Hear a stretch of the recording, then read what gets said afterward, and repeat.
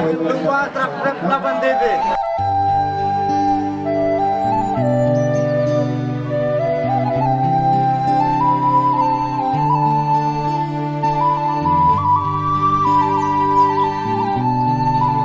Saya bukan punya cuma ngomong ke orang, banyak kecurigaan, banyak hal-hal yang merugikan perusahaan. Ini saya bukan karena laporan dari perusahaan kepada saya, tetapi saya mencoba melakukan inventarisasi seluruh kebun perusahaan sekecamatan Marau. Banyak kehilangan buah. Produksi seharusnya itu maksimal dan produksi itu menjadi berkurang. Kami tak bisa bawa dari tempat lain. Kalau ada persoalan adat di sini, tetap pakai adat di sini. Sepintar apapun saya, Pak Sikat, tidak mungkin kami bawa dari kampung kami. Ada beda. Ya. Jadi tetap pakai. Kalau dulu dia dikatakan beladang berpindah itu, bukan berpindah tidak tentu arah, bukan. Satu orang kepala keluarga tanya demong kalau tidak salah, kalau tidak keliru. Dia mempunyai 5 bidang tanah, berarti 5 tahun dia akan meladang. Sampai dia ketemu, habis mulai lagi ke lahan yang nomor 1. Itulah ladang berpindah, bukan berpindah-pindah tidak tentu pasal. Dia tidak mungkin juga menggarap tanah orang, pasti dia akan mutar. Nah, ketika dekade ekonomi seperti ini masuk, kan makin nyempit nih tanah ini, tidak bisa lagi berputar, bahkan bisa tidak ada lagi untuk ladang. Betul lah? Nah, ini menjadi kerisauan. Apakah jenis investasi baru ini bisa menggantikan kebiasaan yang ada? Ini yang menjadi persoalan. Belum bisa. Saya katakan sekarang belum bisa untuk semua. Ya. Karena orientasi masyarakat Dayak Beladang ini sebenarnya intinya bukan untuk berjualan. Kan jadi seperti itu. Nah, tetapi sejak Orde Baru ke atas, dengan adanya pengembangan ekonomi, ya, ini menjadi konflik baru, ya, jadi konflik baru.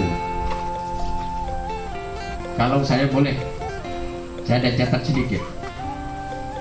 Jadi konflik baru ini ada pertama, ya,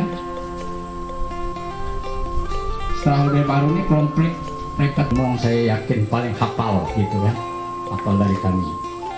Tetapi ada hal yang perlu kita sinkronkan. Bagaimana etika adat, bagaimana takarannya, bagaimana caranya. Ini juga sudah bisa diselesaikan di tempat, di lokasi. Nah, ini kan atas kebijakan, keaktifan seluruh perangkat adat Demong. Paling tidak kan bertanya lah. Jadi itu kondisi kita pada kesempatan beberapa dekade terakhir. Yang paling kita risaukan, kami sering ya, mudah-mudahan di BJA dan perusahaan sekitar ini tidak terjadi terus-menerus seperti itu. Justru ada orang memanfaatkan adat ini. Ketika dia sudah ada kondisi tidak baik dengan pihak perusahaan, dia menggunakan orang lain, menggunakan demong, menggunakan ketua adat. Jajaran pimpinan DIA Pak Zainal, Ketua DIAD Kecamatan, Kepala Desa Gelaban, Kepala Desa Riam Batu Gading, ada ya? Yang baru mana? Selamat ya, pemuda-muda nih jadi kepala desa. Yang tua-tua nih kami tinggal lihat nampai-nampaikan di belakang lah. Kepala desa Tanjung nih. Ada apa nih? Tenggerangnya Tenggerang kan? Tanjung Tenggerang, Uyuk. Karena kemajuan dia lah. Gara-gara kemajuan. Kadang-kadang lupa ini Belaban. Lalu ketua adat Belaban, yang Belatuk ketua adat Putaran, ketua adat Jemayas. Jadi kalau satu desa itu, kalau 3 kampung, 3 ketua adatnya. Jadi kepala desa SK-kan 3 ketua adat. Tidak ada istilah ketua adat desa. Tidak ada itu. Ketua adat Belatuk itu jual beli tanah itu udah tidak ada haknya. Makanya kalau ada investasi jangan dijual orang ke lain. Juallah kepada perusahaan 20% masih. Menjual ke orang lain di sesumahnya aku tinggi-tinggi katanya. Tahu-tahu yang orang dapat 20%, yang lain lah. Nah, ini kan akal orang. Makanya humas, saklak harus pandai. Untungnya kita udah lalu Pak. Jadi sebenarnya lauk-lauk banyak kan awal-awal sebenarnya yang muda-mudi ini. Tapi mau hati-hati. Karena banyak pemodal-pemodal dari Jakarta itu mengincar bapak-bapak yang punya tanah banyak. Kan tidak 10 juta hektar. Gampang mahnya. Kita hilang tanah, belakang pong dapatan. Ujung-ujung deh nguntik pong bepada. Ngapa namanya? Pak Demo. Kena pasal nguntik pong patah. Curi namanya. Itu.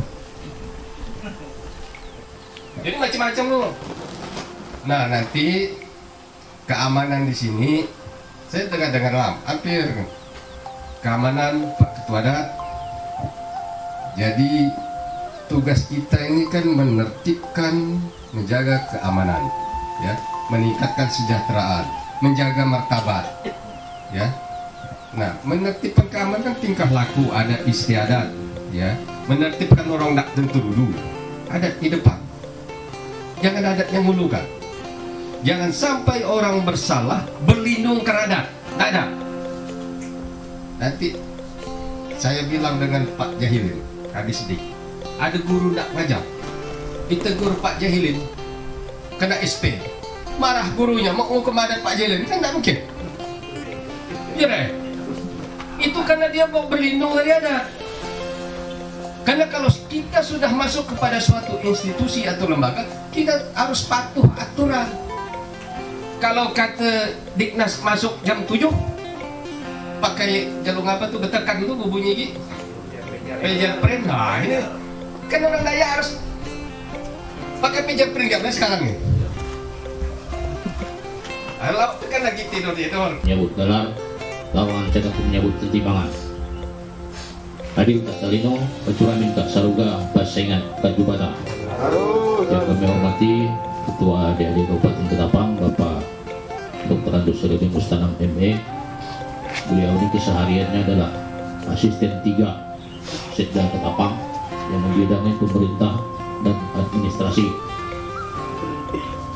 Kemudian rekan-rekan pengurus DAD dan juga kami hormati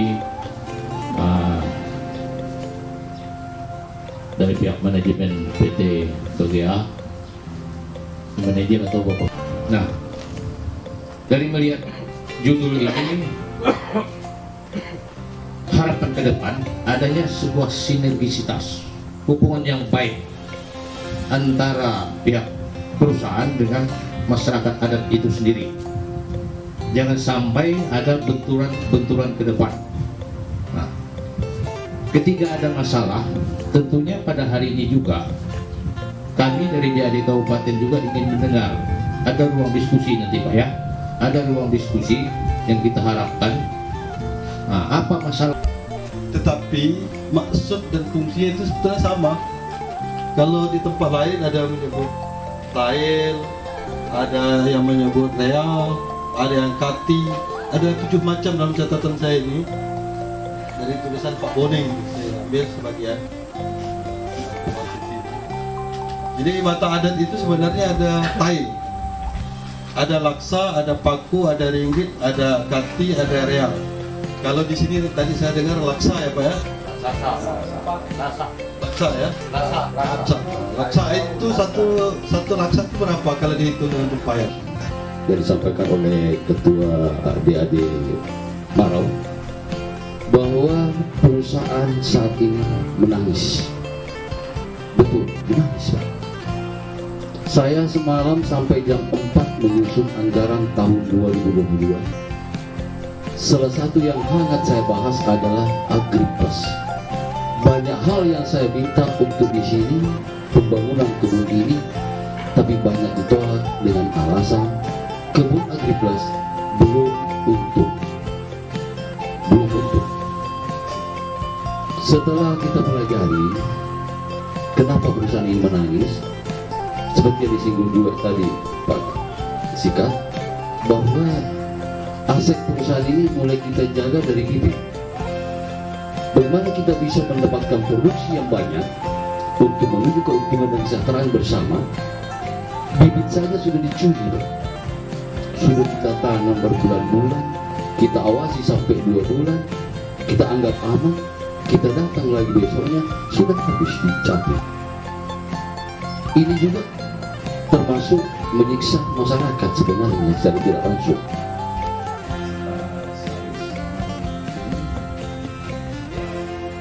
Yang terhormat dari pihak manajemen, yang terhormat ketua dari kecamatan dan keluarga besar yang hadir di sini. Ini sebenarnya saya lihat ini rata-rata isi hubungan keluarga. Kalau dari pemikiran saya, sebenarnya investasi di GA ini ada 2 sisi. Pertama, satu sisi dengan investasi yang dibangun itu sudah membuka lapangan pekerjaan yang sangat bermanfaat bagi masyarakat. Tapi salah satu terus itu temanggung juga, terus itu kepala-kepala dusun, yang artinya mereka paham betul dengan rakyatnya. Oh ini aksesnya ini, yang ini. Karena tidak bisa lepas juga dari para kepala dusun, gong adat, ketua RT, LW. Karena kebun ini cukup luas, artinya tidak bisa dimonitor sendiri juga. Dari pihak kebun juga saya pikir monitor sendiri juga kewalahan. Artinya ini harus ada optimal sinergitivitas antara penanam modal dengan beberapa elemen masyarakat. Tentu artinya hal-hal seperti ini harus berkesinambungan. Dengan jalan pertama, umpamanya harus memperhatikan juga. Artinya kalau mereka bekerja, umpamanya kepala dusun juga, terus ketua RT RW, tokoh-tokoh adat, artinya harus ada perhatian juga dari pihak manajemen. Karena saya dengar ada beberapa kepala dusun ini kadang-kadang saya masih rapat juga, kadang-kadang telepon WA, kadang-kadang keluhan dari kebun ini mereka udah bantu, kadang-kadang masih mau bantunya, tapi insentifnya juga tidak disalurkan. Kadang-kadang ini kan harus kita perhatikan sehingga mereka juga bekerja juga enak ngurus masyarakat. Yang terutama kami sejak dulu sering juga mengharapkan kepada pihak manajemen apabila warga yang melakukan kesalahan baik itu secara pribadi maupun secara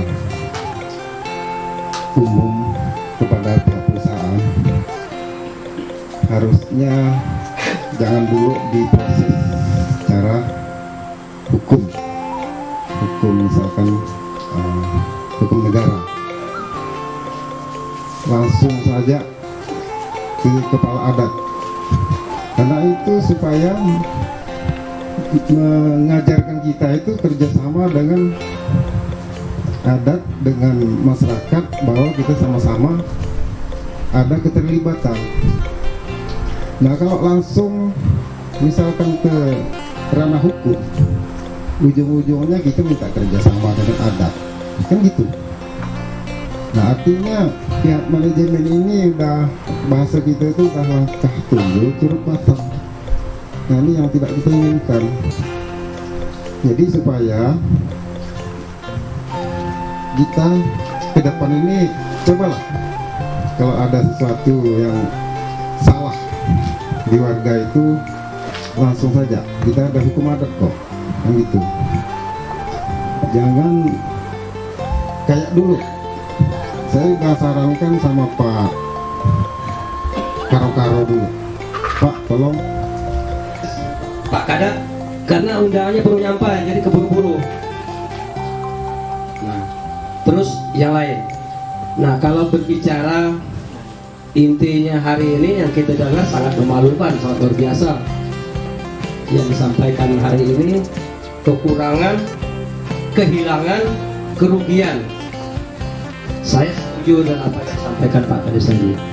Saya Demung Adat Desa Tenggerang itu 2018, jadi paham Kargil itu kejadian seperti itu. Tetapi karena pihak Kargil melibatkan kita bekerja sama. Saya dapat sekian persen dari Kargil. Dulu Pak, jujur, Pak Humasnya Pak Alek ini, setiap bulan ada juga bagian saya. Setelah sekarang ini hanyut ke bawah air, tak kemana barang itu. Nah, kenapa seperti itu saya sampaikan? Karena kalau di Kargil itu kita memang ada kepala dusun itu juga masuk. Nah, ada bagian sedikit dari pihak perusahaan. Tapi di Kano apa bagian ini, itu saya sampaikan berapa bulan ada, setelah itu hilang. Sudah kampung lama itu, Gaduk Lama, jalannya ikut halaman orang. Kalau ikut jalan raya itu tidak bisa lagi karena sudah rusak parah, banyak batu ya. Jadi ikut halaman orang.